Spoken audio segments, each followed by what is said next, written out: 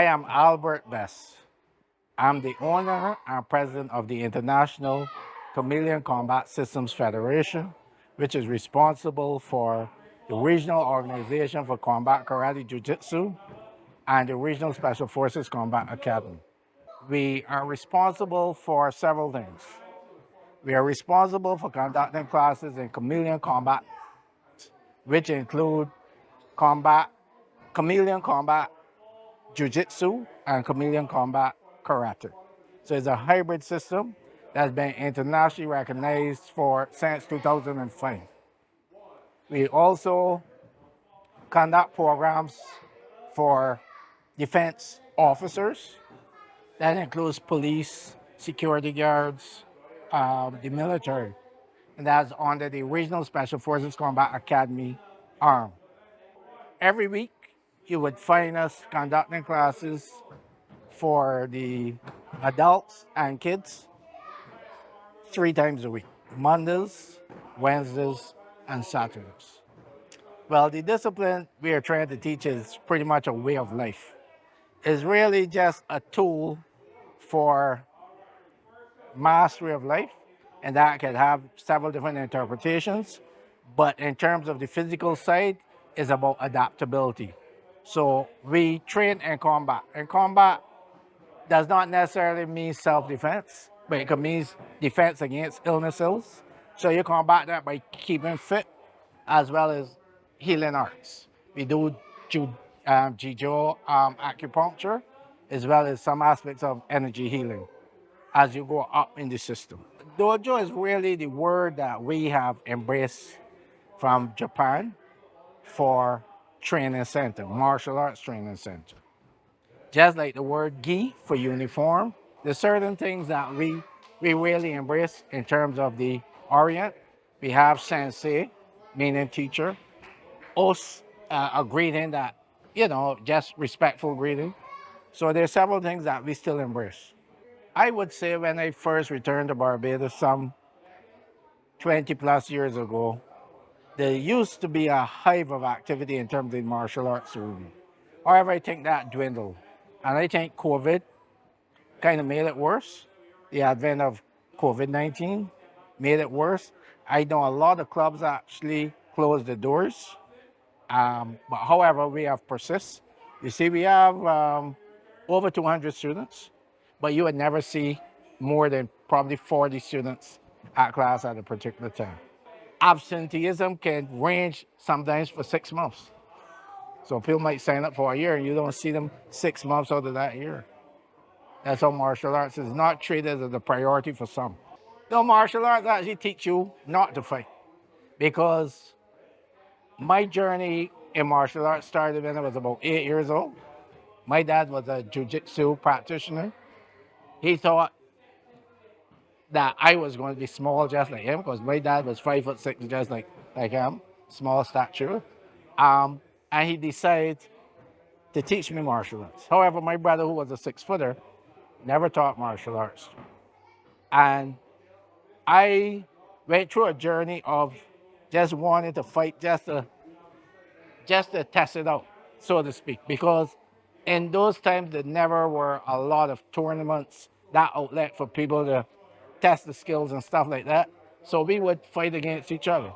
But as you evolve and realize how lethal the techniques that you have learned are and how easy it is to hurt somebody really bad, you more talk yourself out of fights than actually trying to get involved in a fight. And that has a lot to do with the mental discipline that comes with the art. So law enforcement in particular, they need this. I mean, most law enforcement officers have a gun, they have a baton, they have all these things as part of the utility um, belt. However, in terms of the use of force laws, you can get yourself in trouble to just going for the extreme in the first instance. So what we do is teach them less lethal techniques so that they can diffuse more situations without having to go for a firearm or impact weapon or even an edge weapon. I would like people to know that martial arts is a way of life. It's not just an avenue for learning to beat up people and stuff like that. I mean, I've been doing it for over 50 years, without giving up my age. And I, it is just as important to me as my architecture, which is my livelihood. This is recreation as well as a way of life for me. You know, there's a fraternity amongst martial arts practitioners that you could be an Australian Barbados and being a martial artist, you meet each other on the streets. You feel like you're a family though.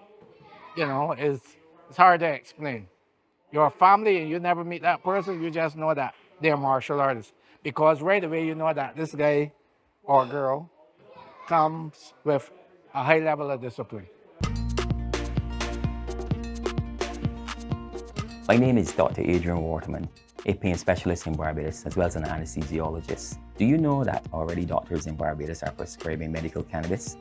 And in fact, that pharmacies are already distributing medical cannabis to patients? You can only use or consume medical cannabis legally in Barbados if it's prescribed by a registered medical practitioner. If you are the parent or the guardian of a minor, you must obtain in writing a certificate indicating the use of medical cannabis in the minor. You must also give informed consent for the use of the medical cannabis in the minor too as well. If you are a patient that requires assistance, you can designate a person over the age of 18 years old and approved by the courts to be your caregiver. This caregiver is going to be responsible for the administration and the appropriate dosage of medical cannabis to you, and is also for monitoring the use of medical cannabis. And remember, if your prescription requires repeated usage over a period of 3 months, your pharmacy or your therapeutic facility cannot dispense more than a 30-day supply of individual doses at any time. For more information, visit our website at www.bmcla.bb.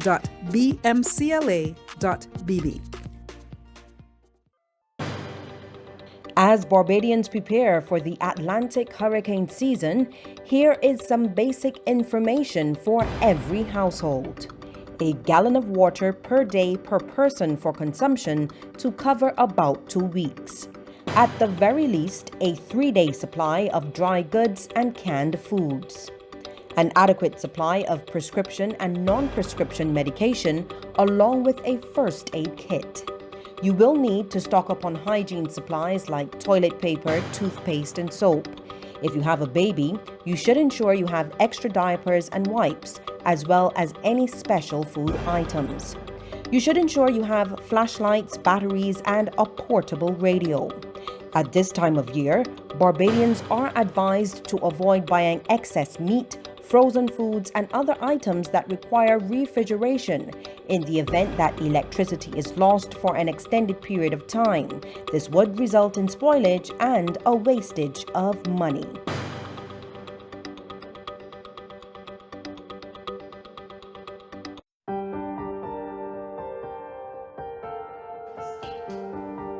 Hi everyone, I'm Dr. Danielle Reed Mulilo and I'm a general physician, and today we're going to talk about diet for obesity prevention. Your diet is everything you eat and drink. When you're having a meal, ideally we would like for at least half of your plate to be made up of vegetables. You also want to have protein with every meal. Protein helps you to keep satiated or full. Also, you want to have complex carbohydrates, for example, ground provisions, and less simple carbohydrates such as bread, pasta, and biscuits. Water should be your main beverage. You want to increase your water intake because it's good for your body. You also want to decrease alcohol intake. Your doctor will be able to tell you if you have any dietary restrictions, and a consultation with a dietitian will make this much easier.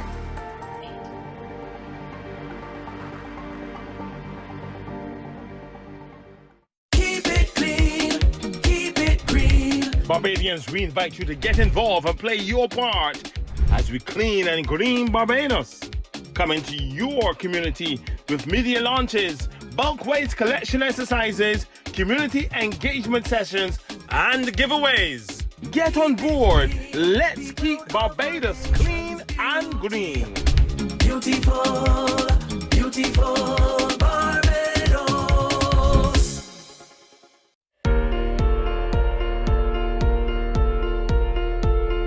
Hi, I'm Carl Padmore, Public Relations Officer of the Sanitation Service Authority. Maybe you would have witnessed roadkill, or you would have passed the highway or a byway and seen a dead animal. We want you to report it to one of the numbers coming across the screen. We'll come and we'll remove that dead animal. Also, if you have an animal who has passed away at your home, we prefer you to do it the legal way than to throw it into the gully, contaminate the gully, and then we have problems. Barbados, we love our environment. Let us care our environment. Therefore, the correct way to dispose of dead animals, call the number coming across the screen. We are here to help you. The SSA cares. Clean thoughts, clean living, clean nation.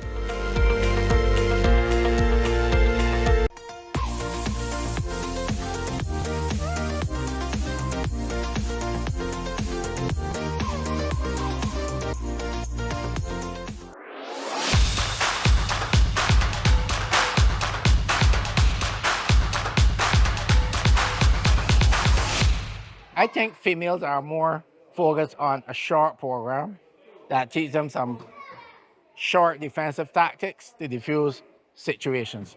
However, I promote a comprehensive program in that you can do a program now and don't train for 2 years and you can't call on it. It's like anything. You start practicing maths for a while, you lose the skill set. You gotta go and review. So I would always promote get involved in a comprehensive program along with the fitness values that comes from the program. There's a sense of confidence that you develop.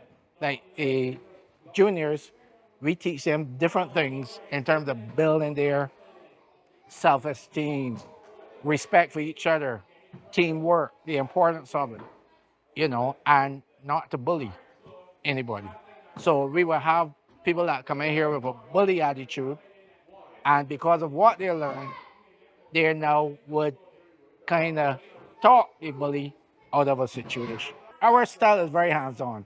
Now, be mindful that there's a full suite of martial arts disciplines, right? I would have done several dozens of martial arts through my journey.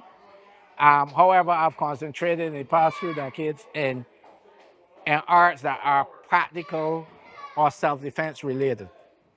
And I hate when people try to separate self-defense from martial arts, because they think that anything says martial is about combat, that type of thing. But you have a whole slew of different martial arts that are all categorized as martial arts. You have Tai Chi, which is more inner art. Qigong, these are inner arts that are not necessarily combative in terms of physical combat, but yet they're all lumped into martial arts. However, what we have done with our system, because the system was developed by myself and gained recognition, as I said earlier, in 2005, what we have done is I have taken what I consider the best of the arts that I've done in relation to practical application and merge it into one complete art. So it's very comprehensive. And our philosophy is about being adaptive. So we like to be called the adaptive art because we have boxing, wrestling, joint locking, throwing, kickboxing, and all out fighting, pressure point applications, right? So it's all of that lumped into one. So we test our skills, not necessarily in tournaments, because tournaments are not necessarily reality-based martial arts. We test it against having a lot of our guys would do security or in the police force and stuff. So they were getting altercations using the same techniques. They come back to the dojo, which we like to refer to as the laboratory, and we evaluate what they have done what could have been done better, and stuff like that. So it's always evolving. So our art is really a process and not a product. So we don't want to be stagnant. We have to embrace culture as it progresses, as well as technology. You know, I mean, the average person on the street now is a martial artist because they're pulling a lot now through osmosis, the YouTube, whatever, the seeing stuff that was not, they weren't exposed to before. So they are learning stuff that they don't even know. So you have to be more now ready to diffuse all of that that's coming at you because now you're having an on-train martial artist coming at you that would have just been the regular street thug a couple decades ago. So for those who want to join with us, it's a very easy process. You walk into our dojo, which is located here at Pine Industrial Estate, which is directly across from SJPA and down from Caribbean Development Bank. You come here, we're upstairs, pretty nice dojo, complemented with a gym as well. You come to the front desk. Our opening hours is 5 to 9 for weekdays and Saturdays from 7 to 2. You walk to the front desk, you ask for application form. The nice assistant would help you. You fill out the form and you step on the floor.